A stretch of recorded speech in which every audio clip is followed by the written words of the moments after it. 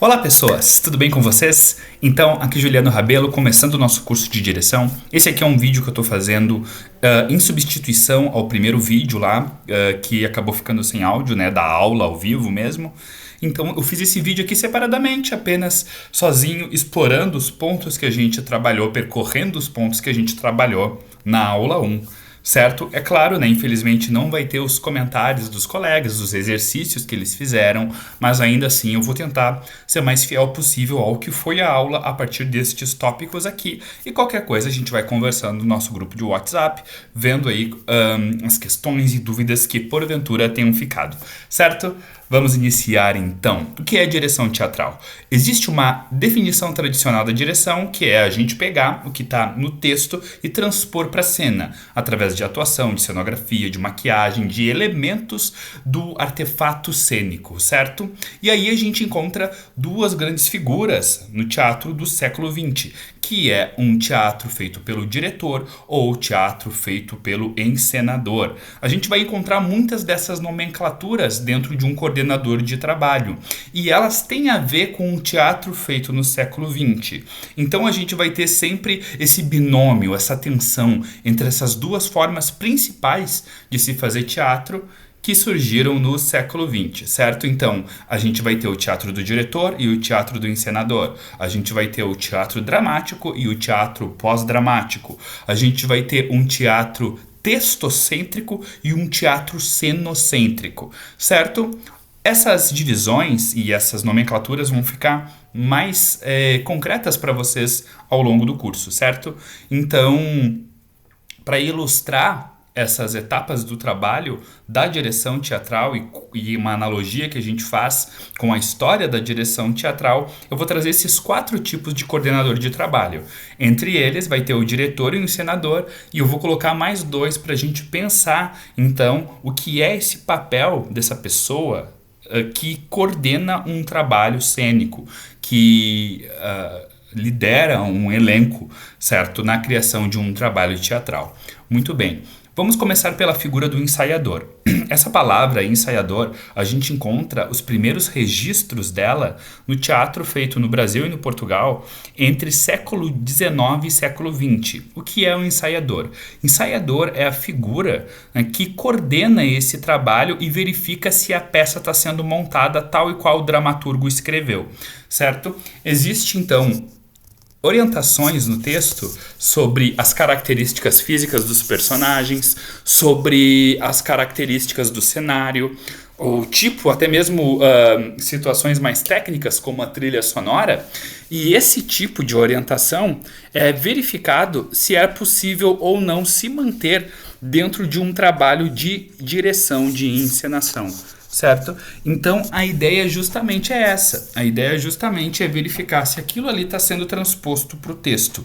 Marcar essas posições com os atores, ficar com o textinho lá com o roteiro e verificar se cada ator está dando a palavra, está dando o texto no tempo certo, na marca certa, certo? Com a luz certa. Então aqui a gente tem claramente uma primazia ali do trabalho da dramaturga, do dramaturgo em relação ao que é feito na cena, certo? Aqui nós temos então o escritor, a escritora, o dramaturgo como o elemento principal de criação de um espetáculo, e o que o ensaiador vai fazer é apenas transpor aquilo que o autor escreveu para a cena.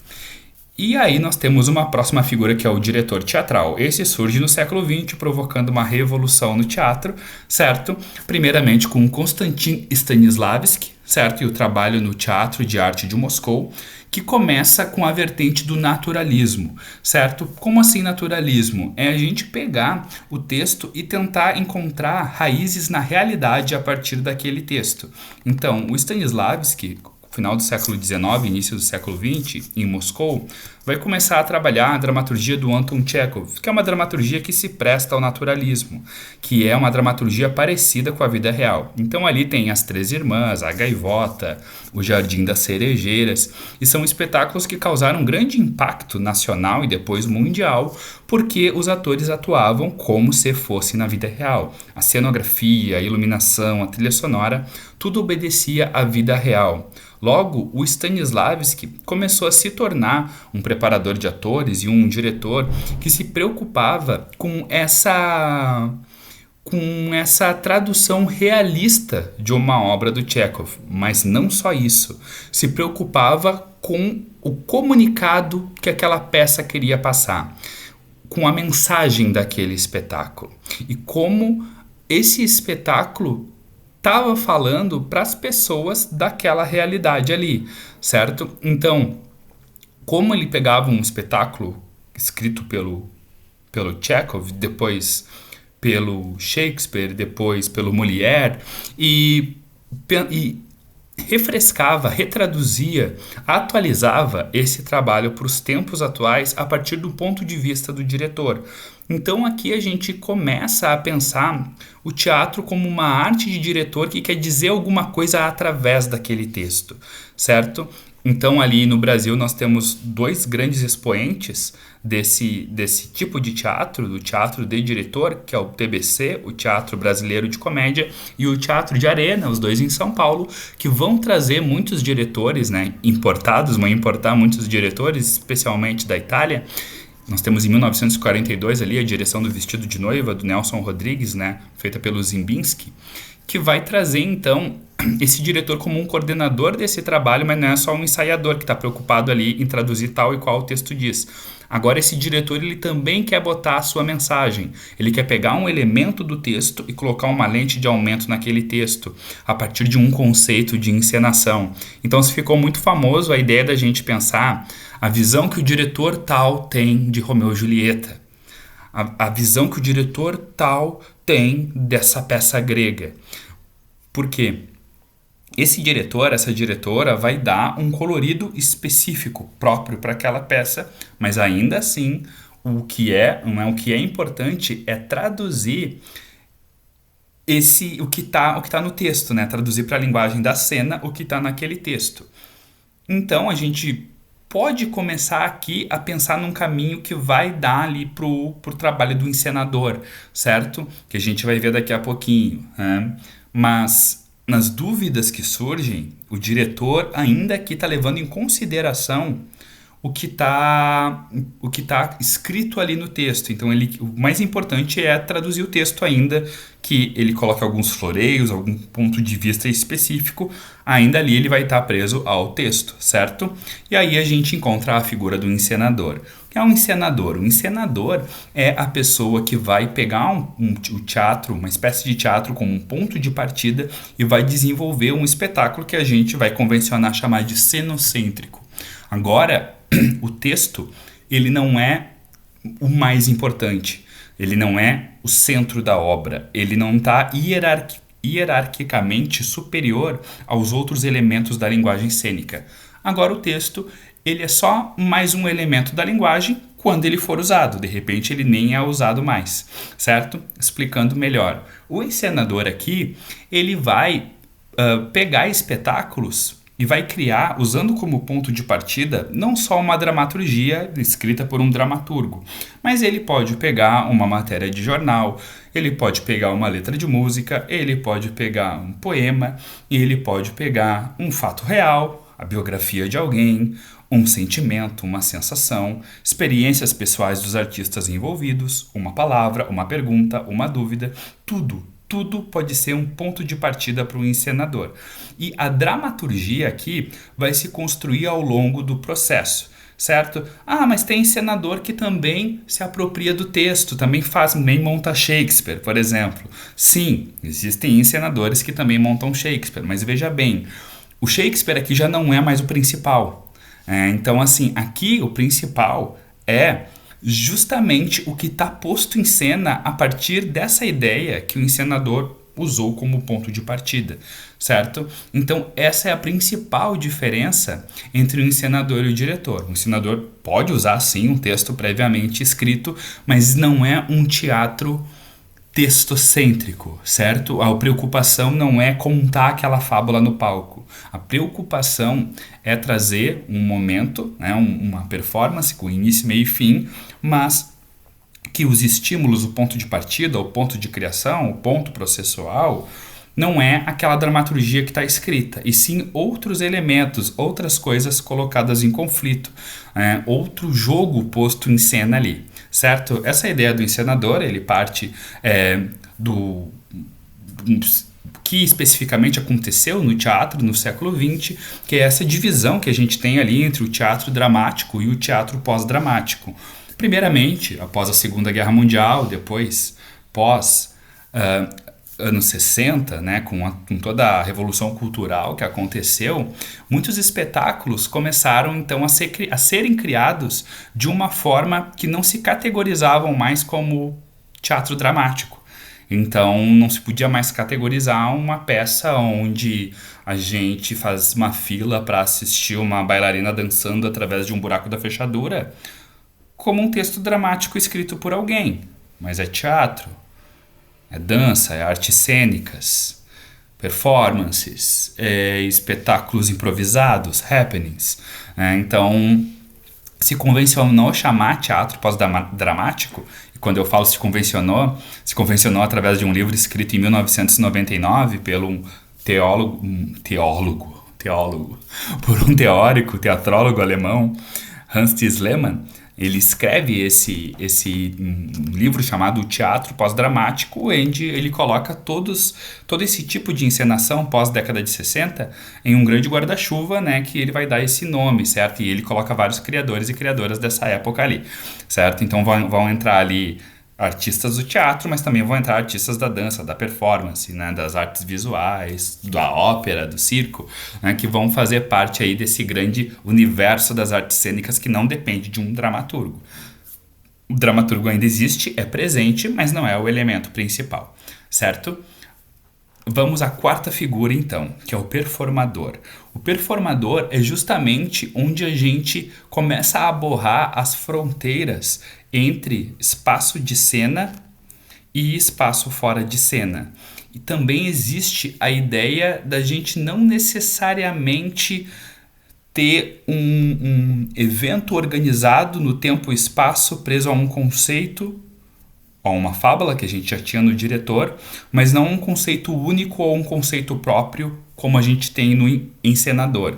Aqui no performador a gente vai ter posta algo em movimento, uma ideia em movimento que nem sempre vai ter uma visão acabada, certo?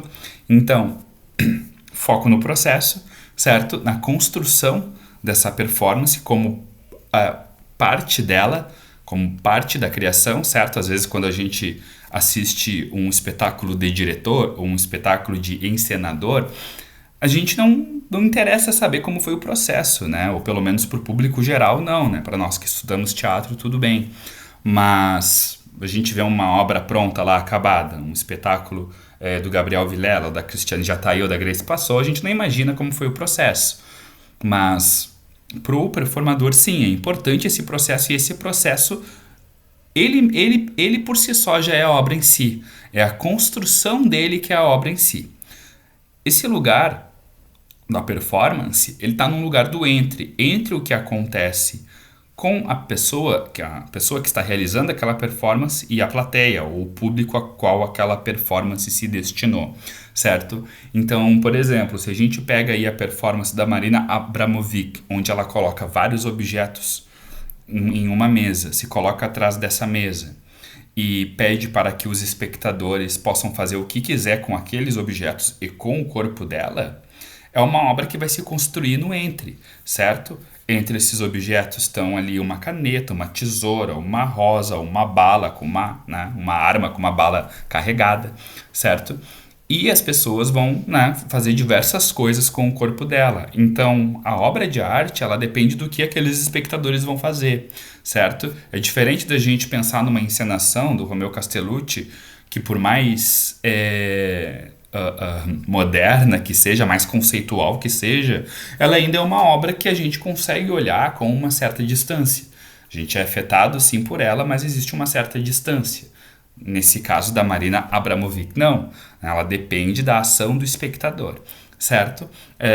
No corpo e a partir do corpo, né, que o exemplo da Marina Abramovic também contempla, existem contornos borrados entre ficção e realidade, certo? E contornos borrados entre espaço de cena e espaço urbano, certo? Dando aqui alguns exemplos, então, para ilustrar, aqui na figura do ensaiador, a gente pode pensar em todo um teatro mais tradicional, clássico, que vai desde o final do teatro medieval ali, século XV, século XVI, até ali o final do século XIX, né, onde a primazia do texto ali era muito importante e a gente tinha que colocar em cena justamente o que o autor escreveu, certo? Quando a gente pensa no diretor teatral, a gente já pensa nessa revolução do século XX, mas que é um teatro onde o importante é a ideia do dramaturgo, certo? Então aqui a gente tem... tanto é que quando a gente fala de diretor, né, a gente pode falar do Stanislavski, a gente pode falar dos diretores brasileiros da década de 40 e 50, mas o que é importante aqui são os dramaturgos, né? Então aqui a gente fala do Chekhov, a gente fala do Brecht, a gente fala do próprio Beckett, a gente fala do Nelson Rodrigues, certo? E como essa produção dramatúrgica foi importante, então, nessa época, né? E como os diretores deram vida para aquilo ali através também de suas visões artísticas. Quando a gente fala do encenador, a gente pode ter o texto dramático ou não, certo? Aí nós vamos falar, então, do Romeo Castellucci, a gente vai falar do Bob Wilson, né? Aí olha só que exemplos engraçados, né? Porque o Romeo Castellucci, as obras dele não partem de um texto dramático. Então, assim, partem de uma ideia, de um conceito geral. Agora, o Bob Wilson, sim, né? Ele dirige Shakespeare, ele dirige Rainer Miller, ele dirige Beckett, mas às vezes ele pega uma biografia, como a biografia do Einstein, ou a biografia do Mané Garrincha, ou a própria biografia da Marina Abramovic. Ele tem uma peça, né, sobre a vida da Marina Abramovic, e encena essa biografia sem respeito nenhum a ficção e realidade e invenção dentro dessas biografias, não respeita a ordem cronológica, né? Então ele vai fazendo como se fosse um sonho as biografias desses personagens, certo? Então isso é muito interessante quando a gente pensa na figura do encenador, aquele que extrapola os limites não só do texto, mas de todos os elementos da linguagem. E falando do performador, a gente tem esse nome máximo aí, que é a Marina Abramovic, que é uma boa porta de entrada para a gente começar a estudar a performance, certo? A gente pode falar então da Lígia Clara, que também a gente pode falar do grupo mexicano Pocha Nostra, né? E vários outros nomes aí que a gente pode estudar também, né, ao longo do nosso curso, certo? Muito bem. E aí eu gostaria que vocês fizessem um exercício e imaginassem qual seria um ponto de partida ideal para começar um processo, né? Ponto de partida 1, sentar com o grupo e ler o texto. Ponto de partida 2, jogar jogos e brincadeiras para entrosar o grupo. Ponto de partida 3, propor um exercício que tenha ligação com o universo da peça. Ponto de partida 4, propor improvisações a partir das cenas do texto, certo? É importante dizer que não existe ponto de partida certo nem errado, assim como não existe o processo de construção certo nem errado e nem fórmulas prontas para a gente dirigir um espetáculo. Existem ferramentas que a gente coleciona, que a gente tem mais intimidade, existem grupos diferentes, atrizes e atores diferentes com os quais a gente vai trabalhar, processos diferentes, onde a gente vai ter menos tempo, mais recurso, menos recurso, espaço, agenda, tudo vai depender, certo? Mas é muito importante e interessante a gente pensar o que a gente quer do nosso trabalho quando a gente escolhe um ponto de partida para começar, sendo eles um desses 4 ou qualquer outro que eu não tenha falado aí. Certo? Muito bem. Então, depois que a gente deu uma passada por esses 4 tipos de coordenador, que é uma forma de organizar, né, esses limites não são estanques, né? Então, a gente pensa o Gabriel Vilela no Brasil, é um diretor ou é um encenador? Ele tem a marca do encenador, porque ele tem um conceito, uma assinatura muito forte nos espetáculos, mas ele só monta texto dramático. Então ele é um encenador, né? Não importa, é importante que a gente conheça esses lugares para a gente ter uma certa organização, mas a gente saber que nada no teatro nem na arte é tão estanque e organizado em gaveta assim, certo? Então a gente vai começar pensando nesse tipo de teatro da representação, que está preocupado em traduzir um texto dramático para uma linguagem cênica, e aí a gente vai explorando as várias possibilidades a partir daí até a gente chegar na performance, certo? Num tipo de arte mais conceitual, mais aberta, mais abstrata, mais moderna, mais contemporânea, certo? Começando então com o teatro da representação, a gente precisa pensar nos conceitos básicos dessa representação, certo? Entendimento das estruturas dramatúrgicas. Tu vai montar um texto, é importante que tu saiba que estrutura aquele texto está usando. Como assim estrutura? Existe uma estrutura básica que remonta desde a época do teatro grego, que é a estrutura de 3 atos. Ato 1 vai apresentar os personagens e a situação. Ato 2 vai colocar um conflito e vai desenvolver esse conflito, um problema para o personagem protagonista. E o ato 3 vai resolver esse conflito, vai resolver esse problema. Ao longo dos séculos, essa estrutura foi sendo modificada, foi sendo mudada, mas ela sempre manteve essa base. A gente vai encontrar, por exemplo, no Shakespeare ou próprio no Chekhov, no século XX, espetáculos de 5 atos, de 6 atos, mas se vocês perceberem, ainda existe uma estruturinha onde nos 2 primeiros atos existe uma apresentação, esse conflito se aprofunda e depois, no final, existe uma resolução, certo? Então, apresentei, teve o problema, resolvi o problema, certo? É muito importante a gente entender a forma e a estrutura que aquele texto está sendo usado, o quanto ele se aproxima ou se distancia dessa estrutura tradicional, porque a nossa encenação pode brincar ou não, né? Pode sublinhar ou contradizer a estrutura dramatúrgica. Então o personagem vai ser apresentado, que luz que eu coloco para isso, que foco que eu dou para isso, certo? Que trilha que acontece isso? Acontece o conflito, né? Que momento é esse do conflito? Que mise-en-scène eu coloco para que esse conflito seja sublinhado, certo?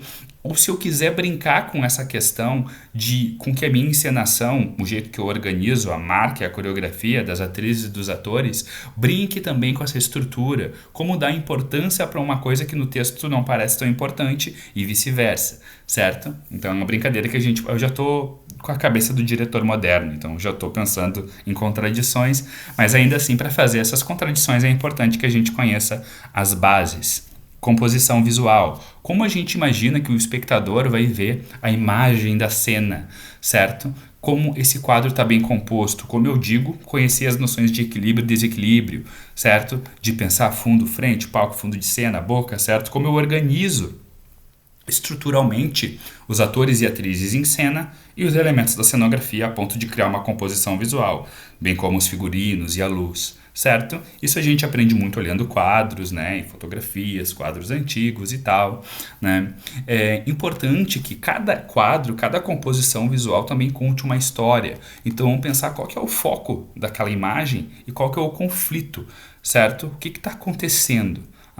Ou seja, que função dramática aquela história está contando.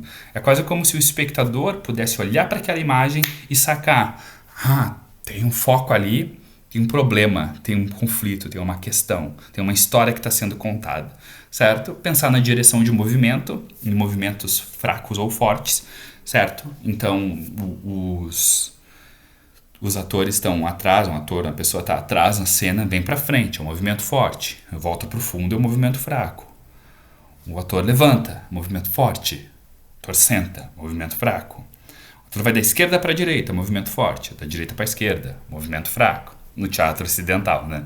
Então, assim, pensar que movimentos fracos ou fortes, eu estou falando de atores e atrizes caminhando em cena, mas a gente pode pensar em relação ao gesto também, a gente pode pensar em relação à palavra também, certo? O ritmo e o andamento. Só que a gente vai ver depois, quando a gente falar de ações físicas ou quando a gente falar de viewpoints, certo? A gente vai falar mais de como essa questão do andamento e do ritmo também provoca emoções no espectador. Isso com a velocidade, o andamento das ações dos atores, e também como o uso da trilha sonora, como o ritmo da cena, certo?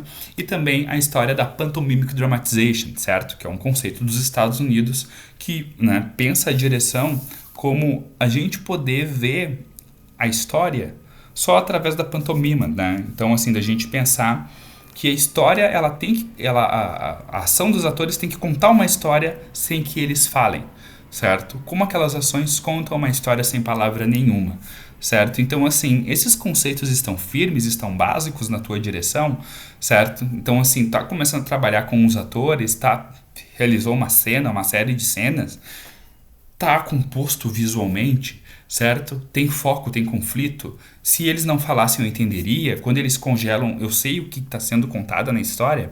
Conceitos importantes para a gente pensar, certo? Isso aqui faz parte de uma visão muito tradicional do teatro. Daqui a pouco, lá para frente, vocês vão ver que esses conceitos vão ser todos destruídos, certo? Ator de costa e ator fora de cena e fora da luz. Mas, enfim, teatro moderno, teatro conceitual, né? A gente não precisa se prender às regras e nenhum tipo de arte, porque a gente está lidando com criatividade. Mas eu volto a falar que é importante a gente conhecer as bases e as estruturas, até mesmo para poder quebrá-las depois. Eu quero mostrar alguns quadros onde essas estruturas estão bem fixas para a gente poder ver alguns exemplos, né? Então a gente tem aqui a Última Ceia do Da Vinci. Então percebam que existe um foco, certo? Existe uma composição visual muito bem organizada, muito bem equilibrada, existe um conflito, né? Existem ações, existe assim uma pantomima, né, dramatizada do que acontece em cena, né? E quanto mais tempo a gente gasta olhando, mais coisas a gente descobre sobre essa imagem, né? Dan Brown que o diga. Aqui a gente tem uma fotografia, certo? Essa fotografia é importante para esse curso aqui, porque é o Chekhov, dramaturgo, né, lendo A Gaivota juntamente com o elenco do Teatro de Arte de Moscou. Aquele bigodudo do lado do Chekhov é o Konstantin Stanislavski, certo? Então, assim, essa fotografia é interessante porque a gente vê níveis ali nessa composição. Atores de pé, atores sentados, em níveis organizados, existe um foco muito bem delineado aqui, que é o livro, certo? A Viola Spolin, que é uma diretora pedagoga, né, bem famosa nos Estados Unidos e grande precursora do teatro da improvisação, que é um teatro que faz grande sucesso aí, né? Ela vai cunhar um termo chamado POC, Point of Concentration, certo? Que toda cena tem que ter. Toda cena tem um ponto de concentração. Ou seja, um ponto onde a gente organiza a imagem, a ação, o jogo através daquele ponto ali, certo? No caso, o ponto aqui está bem específico. Que ponto é esse? Certo? Então é muito interessante a gente pensar esse conceito nas nossas criações. Temos aqui uma pintura em aquarela do Francisco Goya, pintor espanhol. Também ali a gente vê a função dramática, a gente vê foco, a gente vê um trabalho de espacialidade, peso e equilíbrio bem construído, né? E é claro, essa imagem que vai contando essa história. Quanto mais a gente gasta tempo vendo, mais a gente vai se aprofundando na história de fato macabra ali, né? Muito interessante. Deem pause no vídeo, vejam. Quer dizer, essa imagem não vejam assim de noite, se vocês estiverem sozinhos. Muito bem. Só para a gente estudar um pouquinho as imagens ali, né? Vocês podem buscar mais sobre isso e é muito importante para o nosso papel de diretor. Outra coisa importante para o papel de diretor é a gente estudar este homem russo do século XX, que é século XIX/XX, que é o Konstantin Stanislavski, certo? Vocês que fazem teatro, que estudam teatro, já devem estar familiarizados com esse nome, certo? Eu não vou gastar tanto tempo aqui me aprofundando no Stanislavski, né? A própria Efêmeros Escola de Arte tem vários outros cursos que aprofundam esse nome, né? E as técnicas do Stanislavski, mas a gente vai pegar aqui algumas coisas para esse curso de direção, porque o Stanislavski, ele meio que foi assim um grande revolucionário do teatro do século XX, e ele que começou essa ideia de, não vou dizer que foi ele que começou, né, mas foi ele o grande, acho que é o nome mais famoso, né, que começou a pensar o teatro como técnica treinável e como pedagogia, certo? A gente tinha a dança, o balé, a coreografia, a gente pode repetir e aprender acordes, né, da música. Repetir e aprender quando a gente vai aprender a tocar um instrumento, certo? Nomes técnicos para a arte musical: harmonia, melodia, ritmo. Quando a gente aprende sobre pintura, a gente pode ter esse conceito da paleta de cores, da perspectiva, do ponto de fuga, né? mas não tinha um vocabulário específico para a arte da atuação, certo? Para atores e atrizes. Então, Stanislavski ele vai escrever uma grande obra, né? O trabalho do ator sobre si mesmo, que vai falar do trabalho que ele fez então no Teatro de Arte de Moscou, certo? No comecinho do século XX, na Rússia, certo? E primeiramente com uma dramaturgia naturalista ali do Anton Chekhov, mas depois com todo tipo de dramaturgia até a década de 30, né? E o Stanislavski, ele tem duas grandes fases, duas grandes etapas que nos interessam muito quando a gente vai pensar em direção de cena e direção de atores, certo? A primeira é a fase da memória emotiva, que é o quê?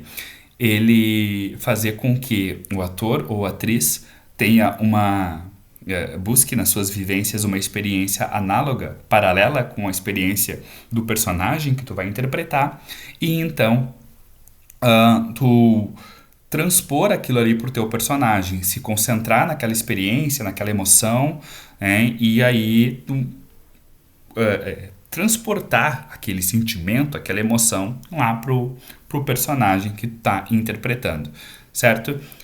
Stanislavski percebeu que essa metodologia tinha alguns limites, certo? Então esses limites que essa metodologia propunha era que o trabalho se desgastava no sentido de que as emoções não são controláveis, elas são arredias, certo?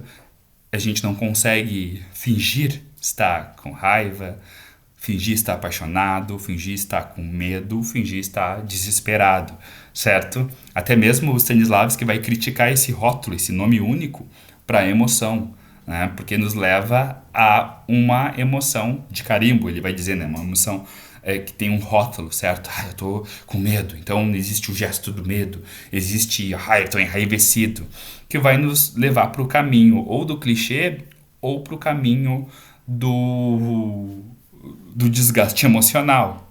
Porque se eu tiver que entrar num estado de depressão ou de total medo ou raiva numa temporada onde eu tenho que apresentar durante 2 meses, sexta, sábado e domingo, repetidamente, talvez eu adoeça, né? Isso aconteceu, de fato, com o Michael Chekhov, sobrinho do dramaturgo Anton Chekhov, que teve uma crise emocional, não lembro se foi durante uma apresentação, se foi num ensaio, mas que deixou o elenco do Teatro de Arte de Moscou e acabou criando seu próprio método, né?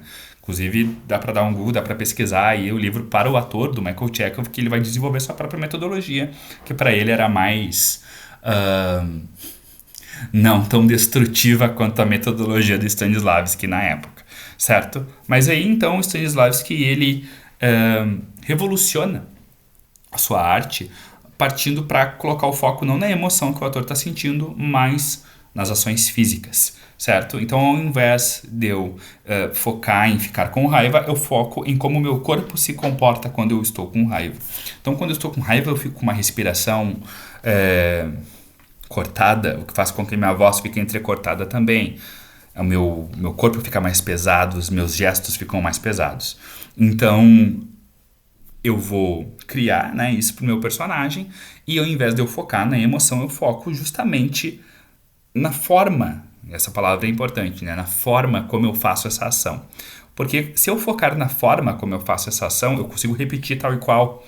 E a partir de eu conseguir repetir tal e qual, todos os dias eu consigo levantar aquela mesma energia, aquela mesma atmosfera que aquele personagem precisa, certo? Eu estou dizendo isso num curso de direção porque isso é não que, como a gente chama aqui, uma mão na roda para dirigir atores e atrizes, certo? Na minha experiência, sempre foi muito mais prático e muito mais concreto dizer, ao invés de dizer para o ator, fique triste, eu falar, olha só, abaixa a cabeça e faz esse movimento muito mais lento. Aí ele vai lá e faz, não, metade disso ainda é de lento. Aí ele vai lá e faz muito mais lento. E a cena cria um clima de melancolia, de tristeza. Aí tu coloca uma trilha sonora, um pianinho tocando, pronto. Aí é o melodrama, né? Mas de maneira geral, eu tô exagerando aqui no exemplo, instruções que são concretas, como fale alto, fale baixo, fale rápido, fale com peso na voz, dê uma pausa nesse momento, faça determinada ação com o dobro da velocidade ou a metade da velocidade ou com uma suavidade, vai dar uma comunicação muito mais concreta para aquele ator, para aquela atriz, do que tu tentar te comunicar por emoções e tentar extrair daquele ator, aquela atriz, emoções, certo? Que nem o ator consegue controlar, quanto mais o diretor, certo? Claro, é preferível que o ator estude Stanislavski também, para ele poder ser autor do seu trabalho. Inclusive o Stanislavski, no começo da carreira, ele fazia um esquema de como todos os personagens deveriam agir e os atores deveriam apenas repetir aquilo, né? Então depois ele percebeu que o ator só conseguiria chegar à categoria de artista quando ele mesmo fosse capaz de interpretar a peça e ele criar as ações do seu personagem, certo? E o diretor fosse apenas um orientador de que isso funciona ou não a partir da sensibilidade do diretor. Isso é um assunto polêmico, né? Depois a gente vai ter o Gordon Craig, que diz que o ator tem que ser uma marionete, certo? E fazer só o que o diretor diz, quase como se fosse um corpo de madeira. A gente vai ter a antropologia teatral, enfim, a gente vai ter muitas coisas sobre essa discussão, sobre a atorialidade do ator no século XX, mas é conversa para depois e é uma conversa muito legal, né? Mas é importante que a gente entenda esses dois grandes tópicos do sistema Stanislavski, que é a memória emotiva e as ações físicas, certo? E é claro, quando a gente fala do papel da diretora, do diretor, a gente pensar na análise ativa. O que é a análise ativa, certo? A análise ativa é o último elemento do sistema Stanislavski, é o último elemento que ele criou e é um elemento que ele vai analisar o texto a partir das ações e a partir dos objetivos dos personagens. O que aqueles personagens querem, certo?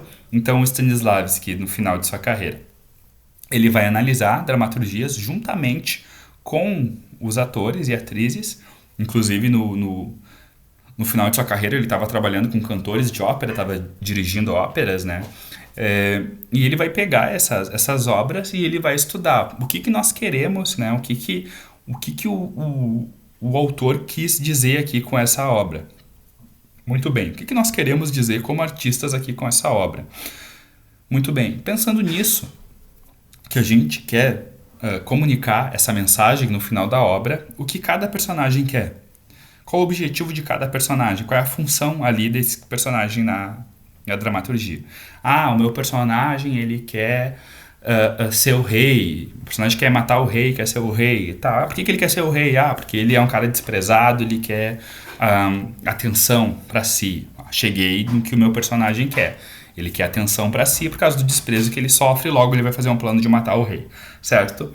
Então o que eu vou fazer? Eu vou construir uma linha de ações para o meu personagem que vão me levar a esse objetivo no final da peça, certo? Então eu vou pensar em todas as cenas como uma oportunidade de alcançar esse objetivo. Mas tem uma cena lá que não está conectada diretamente com isso. Tem uma cena lá que o personagem está pescando. É bem absurdo, né? O personagem está pescando, certo? Só que essa análise ativa vai ajudar a tu dirigir o ator nessa cena da pescaria. Porque tu sabe que aquele personagem quer matar o rei, quer usurpar o trono e quer atenção para si, mas naquela cena ele está pescando e tu como diretor vai saber como é que ele deve dar o texto nessa hora da pescaria, como é que vai ser a atmosfera, a energia dele, como é que ele lança lá o anzol e tal, né? Com que intensidade, com que força, sabendo que internamente ele tem essa ambição, né? Então isso vai alterar a forma como ele joga o anzol. Parece muito cri-cri, muito preciosismo, mas é muito útil na hora que o ator nos pergunta como é que eu jogo o anzol, né? Ou como a gente pode pensar que essa ação, que pode parecer banal e boba, é mega importante, né? Então, assim, Bastardos Inglórios, né? Lembram? Bastardos Inglórios do Tarantino, cena 1 lá, aquela cena famosa que o nazista lá, o caçador de judeus Hans Landa, vai interrogar o homem, o camponês que está guardando a família. Percebam como esses atores agem, como tudo na cena já dá spoiler, né, sobre os objetivos internos deles, Não só naquela cena, mas ao longo do filme todo, certo? Como ele pega o caderno, ele abre o caderno, ele toma o leite, ele fuma o cachimbo. Então, as pequenas ações, naquele caso, servem como um organizador do trabalho do ator, um organizador do trabalho do diretor e, é claro, uma ferramenta útil para desenhar a atuação ao longo da peça, certo? Muito bem. Aqui nós temos um exercício, eu vou colocar no grupo um texto, certo? Onde vocês vão poder então realizar esse exercício. Certo? Então é um textinho curto, feito justamente para a gente brincar, é um texto que a gente usa nas aulas de Stanislavski, mas que também eu vou aproveitar para utilizar aqui no curso de direção. É uma dramaturgia simples, é uma dramaturgia escrita por mim, certo? Mas que a gente pode se utilizar para estudar. Tá? Então, dentro daquele. É um texto de 8 cenas. Na aula ao vivo a gente leu, acho que as 5 cenas primeiras, certo?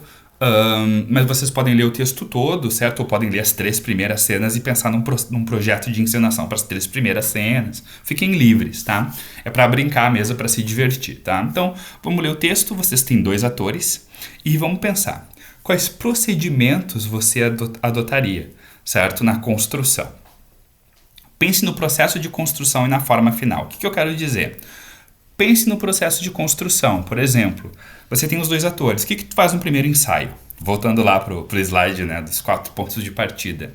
Faz uma conversa, vocês leem o texto juntos, tentam descobrir qual é o objetivo do texto, tem um debate sobre o que vocês querem dizer com aquele texto, vamos fazer um exercício, vamos todo mundo deitar no chão e respirar, vamos jogar bolinha, né? Não sei. O que processo adotaria para começar esse trabalho, certo? E pense na forma final. Como é que tu imagina a forma final desse texto, certo? E um figurino de que tipo, de que cor? Como é que tu imagina esse cenário? Que iluminação tu usaria, certo? Como é que tu imagina o ritmo, o tempo que esses atores dão as falas? Como é que tu imagina eles se posicionando em cena? A marcação de cena, pensa numa coisa mais movimentada ou mais estática?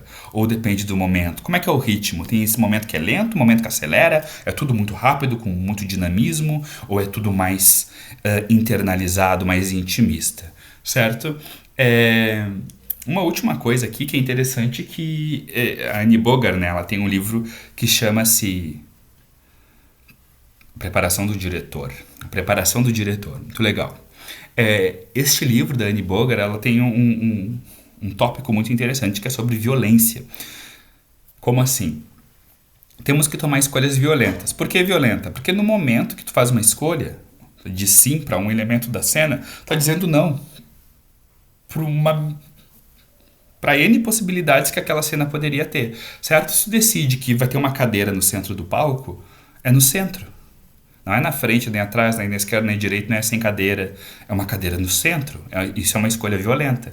Acabou de decidir que naquela cena, naquele momento, tem uma cadeira no meio, certo? Tu acabou de decidir que o ator vai entrar pela direita, né? Tu acabou de decidir que a escolha, que a luz é vermelha. Não é verde, não é azul, não é uma luz vermelha, certo? São escolhas violentas. Então, é um exercício. Às vezes a gente é muito preciosista e muito perfeccionista. Eu entendo, mas é interessante a gente se acostumar a fazer, a criar projetos, a criar modos e meios de processos, certo? E pensar como isso cria na gente também essa capacidade de fazer, certo? Depois a gente vai ter tempo para desenhar melhor as ideias, certo? Para limpar, né? Para polir melhor os estudos, ok? Muito obrigado, pessoal. Essa foi a aula 1, então. Eu tentei ser fiel ao máximo possível ao que a gente trabalhou na aula ao vivo.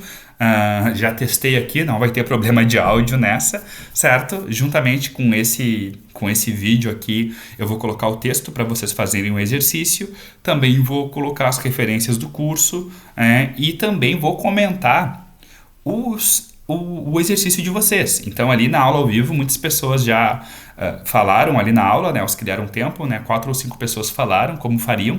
E eu comentei com referências, né? E tal. Trouxe outros elementos que existem no teatro em si, né? Vídeos e estudos que existem sobre o que aquela pessoa respondeu, né? Respondi então com referências, comentei. E façam o mesmo, né? Façam o exercício e mandem ali, coloquem no grupo o que vocês acharam, o que vocês fizeram, que eu também vou comentar com demais referências, certo?